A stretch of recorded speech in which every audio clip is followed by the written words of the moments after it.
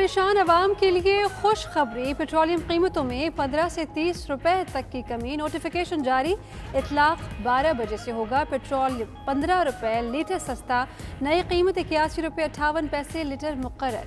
High speed diesel की कीमत 27 रुपये 15 पैसे कमी से 80 रुपये 10 पैसे कर दी गई। मट्टी का तेल 30 रुपये कमी से 47 रुपये 44 पैसे फी लीटर हो गया। लाइट डीजल की कीमत 15 रुपये कमी से 47 रुपये 51 पैसे लीटर मुकर्रर।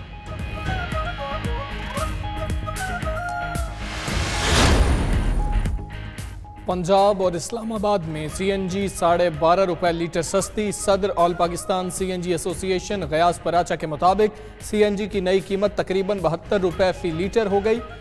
ऑल पाकिस्तान CNG फोरम के चेयरमैन शब्बीर सुलेमान का कीमत 20 रुपए कम करने का मुतालबा। कहा CNG की सनत बचाने के लिए निर्ख कम किए जाएं।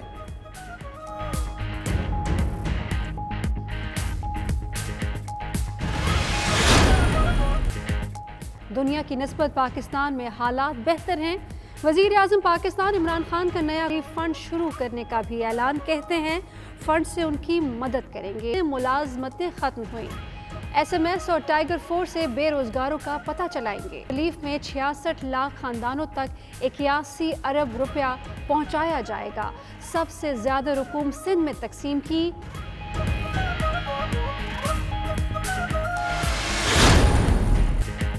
जल्दबाजी में लॉकडाउन कर दिया, सोचा ही नहीं दिहाड़ीदार तबका क्या करेगा। वजीर आजम इमरान खान का कॉमस्टेक हेडक्वार्टर्स में तकरीब से खिताब। बोले मोदी डरपोक था कि पूरा मुल्क बंद कर दिया। मजीद कहा साबिक दौर में साहिब इक्तदार को खांसी भी आती तो इलाज के लिए बाहर चले जाते थे। जब तक वज़रा इलाज नहीं कराएंगे सरकारी हस्पताल ठीक नहीं हो सकते। वजीर आजम ने तिब्बी मसनूआत की नुमाइश भी देखी।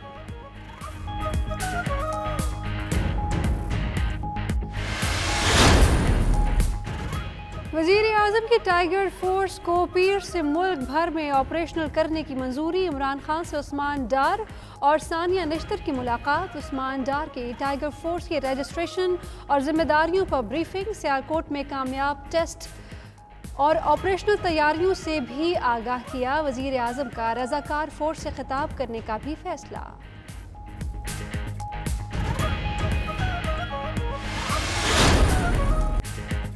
मुल्क भर में नादरा दफातर 4 मई से खोलने का ऐलान। तमाम रजिस्ट्रेशन सेंटर्स और मोबाइल वैन्स पर शनाख्ती दस्तावेजात की रजिस्ट्रेशन शुरू होगी। रमज़ानुल मुबारक में औकातकार सुबह 10 से शाम 4 बजे तक होंगे। मुलाजिम मास्क और ग्लव्स इस्तेमाल करेंगे। शहरियों के लिए भी मास्क लाजिम। दफातर में दाखिले पर टेम्परेचर चेक किया जाएगा।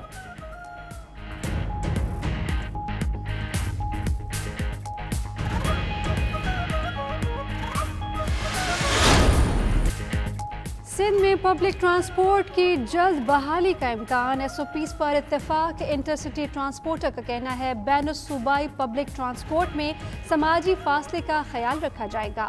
इंटरसिटी बसों में 50% नशस्तें खाली रखेंगे। सैनिटाइजर, मास्क और दीगर हिफाजती इक़दाम यकीनी बनाएंगे।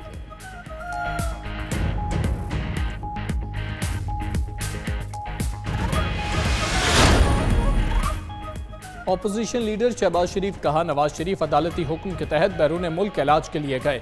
शरीफ खानदान और मुस्लिम लीग नून ने हमेशा कानून की पासदारी की। नैब का इकदाम कानून की तौहीन, बदनीयती पर मबनी और अदालती अहकामात के खिलाफ है।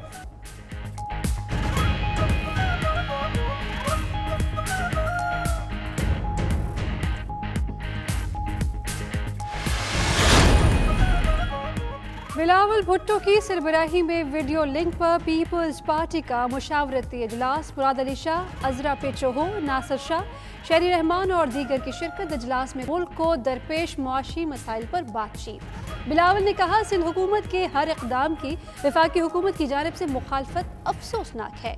वफाकी हुकूमत आवाम का साथ देने के बजाय फलाही कामों को सबोताश कर रही है।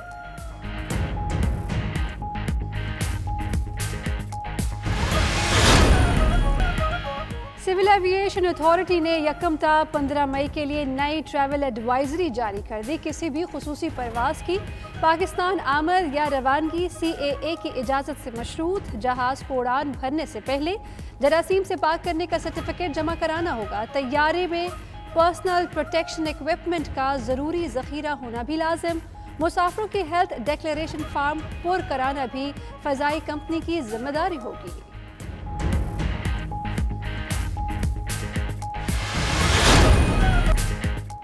तुर्की के चिड़ियाघर में कछुए की 100वीं सालगिरह मनाई गई। चिड़ियाघर के अमले ने कछुए की फलों और सब्जियों से तवाज़ु की। दीगर जानवरों ने भी खूब मजे किए।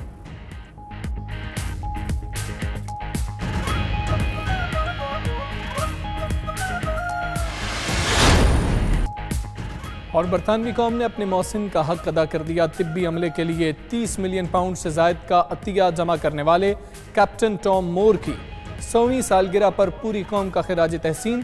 बरतानिया भर में सरकारी तकरीबात का एहतमाम। रॉयल एयर फोर्स का फ्लाई पास्ट, मालिका और वजीर आजम के मुबारकबाद के पैगाम।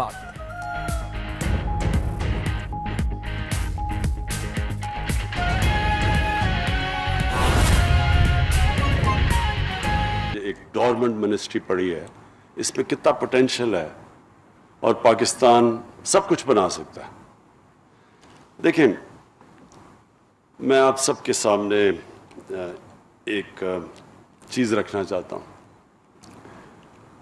जो चीज़ एक कौम को ऊपर लेके जाती है वो उसके वसाइल नहीं, यानी तेल के ज़ख़ीरे बैठे हों तो कौम प्रोग्रेस नहीं करती।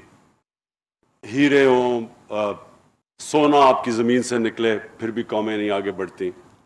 क्योंकि अगर बढ़ती होती तो आज कॉन्गो एक बड़ी अमीर कौम बनी होती, नाइजीरिया एक दुनिया की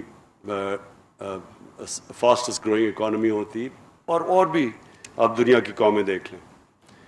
जो एक कौम को जो क्वालिटीज़ ऊपर लेके जाती हैं वो सबसे बड़ी क्वालिटी होती है, अंग्रेजी का जो लफ्ज़ है सेल्फ बिलीफ। एक कौम अपने अंदर बिलीव करना शुरू कर देती है, और वो जब बिलीव करती है, वो जैसे जैसे वो प्रोग्रेस करती है उसके अंदर ये बिलीफ बढ़ता जाता है।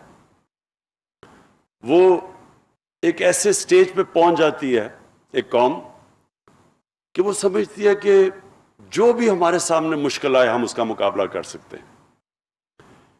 एक कौम जब इस माइंडसेट पे पहुंच जाती है तो वो एक इनविंसिबल बन जाती है, वो कुछ भी कर सकती है। छोटा एक बरतानिया इतना सा ज़ख़ीरा सारी दुनिया के ऊपर हावी हो गया। उसके अंदर क्या थी, कौन सी क्वालिटीज़ थी कि वो दुनिया को फतह कर लें। और उसी तरह जब आप अपनी तारीख देखें इस्लाम की, तो ये कभी भी दुनिया की तारीख में इस तरह का फिनोमेना नहीं आया। एक तारीख का हिस्सा है कि कैसे वो लोग जो कि हिजरत करके आए मदीना में 622 में 622 एडी में, और मुश्किल से उन्होंने सरवाइव किया पहले 5 साल। ख़तरा था कि वो कम्युनिटी ख़त्म ही हो जाती। एक जंग जीते बदर की, 313 लोग थे 624 में, 624। उसके बाद मुश्किल से बचे अगली 2 जंगों में, और फिर 636 में मदीना के पहुंचने के 14 साल बाद वो जो एक सुपर पावर है रोमन एम्पायर, बैजेंटाइन एम्पायर, वो उनसे हारती है यरमुक में, और अगले साल उनसे हारती है जो दूसरा एम्पायर होता है पर्शियन एम्पायर, वो हारता है कटसिया में। और हमारे नबी सल्लल्लाहु अलैहि वसल्लम के दुनिया के जाने के बाद, इस दुनिया से पर्दा करने के बाद 30 साल के बाद वो दुनिया स्पेन से लेके 50 साल के बाद स्पेन से लेके तकरीबन हिंदुस्तान पहुंच चुके थे। तो वो क्या चीज़ थी, ये मैं इसलिए अपनी कौम को कहता हूँ बार बार इस फिनोमेना को स्टडी करें, क्योंकि अल्लाह हमें कहता है कि नबी सल्लल्लाहु अलैहि वसल्लम की सुन्नत पे चलो। वो क्यों कहता है अल्लाह? क्योंकि उनसे कामयाब आदमी दुनिया की तारीख में नहीं आया, और वो जो मॉडल था मदीना का, उसके ऊपर एक दुनिया की एक ऐसा सिविलाइजेशन कायम हुआ अगले 600 साल तक जो हर चीज में लीड करता था, लीडिंग सिविलाइजेशन था, साइंसेस में,